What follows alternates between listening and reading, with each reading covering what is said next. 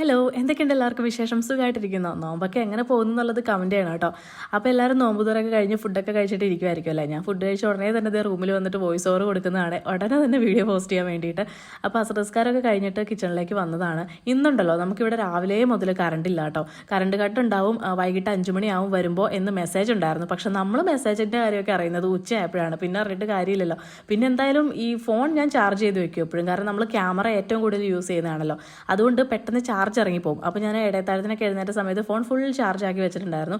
അതുകൊണ്ട് ആ ഒരു പ്രശ്നം വന്നില്ല. പക്ഷേ വെള്ളമൊന്നും തീരാത്തത് എന്തോ ഒരു ഭാഗ്യമാട്ടോ. കാരണം വെള്ളം തീർന്നിട്ടുണ്ടെങ്കിൽ എല്ലാം പണിയും പാളും. പിന്നെ കറണ്ട് ഇല്ലാത്തതുകൊണ്ട് മോട്ടർ അടിക്കാനും പറ്റില്ലല്ലോ. അങ്ങനെ കിച്ചണിൽ ഓരോ പണിയൊക്കെ ആയിട്ട് ഇങ്ങനെ ഇരിക്കുകയാണ്. അപ്പോഴത്തെ ബെൻസിത്തായും വള്ളീനും വന്നു. കുറേ നാളിന് ശേഷം കാണുന്ന കേട്ടോ. അവർ രണ്ടുപേരും രാവിലെ പോകും, വൈകിട്ട് വരും. പിന്നെ നോമ്പുറക്കുള്ള പരിപാടിയായി ആകെ തിരക്കായി. ഇങ്ങോട്ടേക്ക് ഇറങ്ങാനൊരു ടൈമും കാര്യങ്ങളൊന്നും കിട്ടുന്നുണ്ടായിരുന്നില്ല. ഇന്നിപ്പോൾ ഞായറാഴ്ച ആയതുകൊണ്ട് രണ്ടുപേർക്കും അവധിയായിരുന്നു. അതുകൊണ്ട് അങ്ങനെ വൈകിട്ട് ഇറങ്ങിയതാട്ടോ. നമ്മളിന്ന് ചായക്ക് ഉണ്ടാക്കുന്നത് പുട്ടും അതുപോലെ തന്നെ കടലക്കറിയാണ്. അപ്പോൾ ഉമ്മിച്ച് തേങ്ങ ചിരവിയിട്ട് അതൊന്ന് വറുത്ത് മാറ്റി വയ്ക്കുന്നുണ്ട്. കറണ്ട് വരുമ്പം അരയ്ക്കാമെന്ന് പറഞ്ഞിട്ട് ഒരു 5:30-5:45 ആയപ്പോഴാണ് കറണ്ട് വന്നത്. പിന്നെ അടുത്ത വീട്ടിൽ നിന്ന് ഇത്ത തരിക്കഞ്ഞി ഉണ്ടാക്കിയപ്പോൾ കൊണ്ട് തന്നതാണ് അത്. അങ്ങനെ നമ്മൾ പുട്ട് ഇതുപോലെയാണ്, അതായത് ഈ ഇഡ്ഡലി പാത്രത്തിൽ വെച്ചിട്ട് ആവി കയറ്റുകയാണ് ചെയ്യുന്നത്. മറ്റേ പോലെ ഇങ്ങനെ ചുട്ടുകൊണ്ടിരിക്കണ്ടല്ലോ എന്ന് ഓർത്തിട്ട്. മറ്റേതെന്ന് പറഞ്ഞാൽ നമ്മൾ കുറേ സമയം പിടിക്കുമല്ലോ, ഇങ്ങനെയാകുമ്പോൾ എളുപ്പമുണ്ടല്ലോ എന്ന് പറഞ്ഞിട്ട് അതിൻ്റെ ഇടയ്ക്ക് ഓരോ ലെയറായിട്ട് ആദ്യം കുറച്ച് തേങ്ങ ഇടും, പിന്നെ അതിൻ്റെ മുകളിൽ പൊടി വയ്ക്കും, പിന്നെ കുറച്ച് തേങ്ങ ഇടും, അങ്ങനെ ലെയറായിട്ട് അത് സെറ്റ് ചെയ്ത് വെക്കുന്നുണ്ട്. അത് ഒറ്റ പ്രാവശ്യം ആവി കയറ്റുന്നതോടുകൂടി ആ ഒരു പരിപാടി കഴിയുമല്ലോ. പിന്നെ ഞാൻ ഫ്രൂട്ട്സൊക്കെ ഒന്ന് കട്ട് ചെയ്തെടുക്കുന്നുണ്ട്. നാരങ്ങ വെള്ളമൊക്കെ നേരത്തെ തന്നെ ഉണ്ടാക്കി ഫ്രിഡ്ജിൽ വെച്ചു കേട്ടോ. പക്ഷേ കറണ്ട് ഇല്ലാത്തതുകൊണ്ട് വെച്ചിട്ടും കാര്യമൊന്നുമില്ല.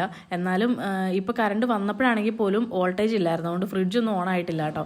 എന്തായാലും എടുത്ത് വെച്ചിട്ടുണ്ട്, കുറച്ചെങ്കിലും തണുക്കുവാണ് തണുക്കട്ടെ എന്ന് വിചാരിച്ചിട്ട്.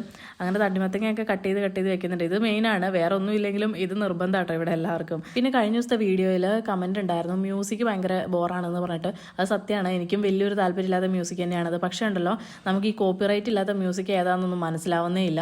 അപ്പോൾ അതുകൊണ്ടിട്ട് ചിലപ്പോൾ നമ്മൾ നമുക്ക് ഇഷ്ടപ്പെട്ടൊരു മ്യൂസിക് ഇട്ട് കഴിഞ്ഞിട്ട് വീഡിയോ എല്ലാം അപ്ലോഡ് ആക്കി കഴിയുമ്പോഴായിരിക്കും അത് കോപ്പിറൈറ്റ് ഇഷ്യൂ ഉണ്ടെന്ന് പറയുന്നത്. അപ്പോൾ പിന്നെ നമ്മളത് ഡിലീറ്റ് ആക്കിയിട്ട് പിന്നെ ആദ്യം മുതൽ എഡിറ്റ് ചെയ്തിട്ട് വീണ്ടും ഇടേണ്ടി വരും. അപ്പോൾ അതുകൊണ്ടിട്ട് കോപ്പിറൈറ്റ് ഇല്ലാത്തൊരു മ്യൂസിക് കിട്ടിയപ്പം അതെടുത്ത് ഇട്ടുവെന്നേ ഉള്ളൂ. ഇനിയിപ്പം കോപ്പിറൈറ്റ് ഇല്ലാത്ത മ്യൂസിക് തപ്പി കണ്ടുപിടിച്ച് ഡൗൺലോഡ് ചെയ്ത് എടുത്ത് വെക്കണം, എന്നാലേ നടക്കുകയുള്ളൂ.